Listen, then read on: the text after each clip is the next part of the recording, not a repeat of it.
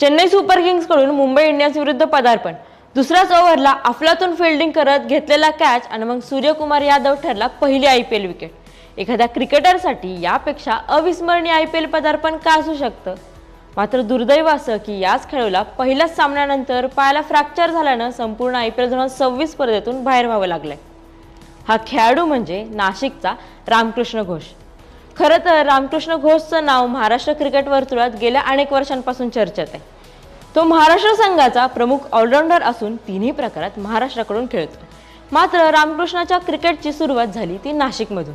रामकृष्णाचा जन्म नाशिकचा। त्याला क्रिकेटचं बाळकडू घरातूनच मिळालं। त्याचे वडील शेखर घोष हे देखील क्रिकेटपटू आणि कोच। ते नाशिकमध्ये क्रिकेट अकॅडमीत कोचिंगही देतात। तो सुरुवातीला फिरकी गोलंदाजी करायचा, पण त्याची झपाट्यानं उंची वाढली त्यामुळे तो वेगवान गोलंदाजीकडे वळाला। वेस्ट इंडिजचे मायकल होल्डिंग हे त्याचे आदर्श।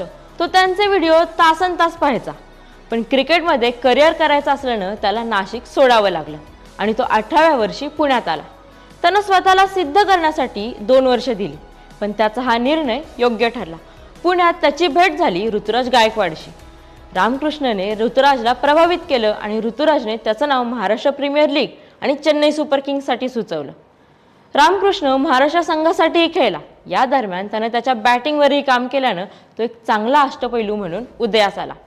त्यानं 2025 IPL साठी चेन्नईनं संघात घेतलं, पण पहिल्या वर्षी त्याला खेळण्याची संधीच मिळाली नाही। मात्र सरावादरम्यान धोनीकडून हुशारीनं रणनीतीची अंमलबजावणी करण्याचा मोलाचा सल्ला मिळाला। त्यानंतर त्यानं पहिल्याच IPL सामन्यात त्याचं नाणं खणखणीत वाजवलं होतं।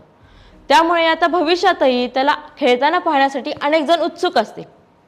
दरम्यान IPL 2026 मध्ये रामकृष्णाच्या आधी नाशिकच्या आणखीन एका खेळाडूचं पदार्पण झालंय। तो खेळाडू कोण? कमेंट्समध्ये नक्की सांगा।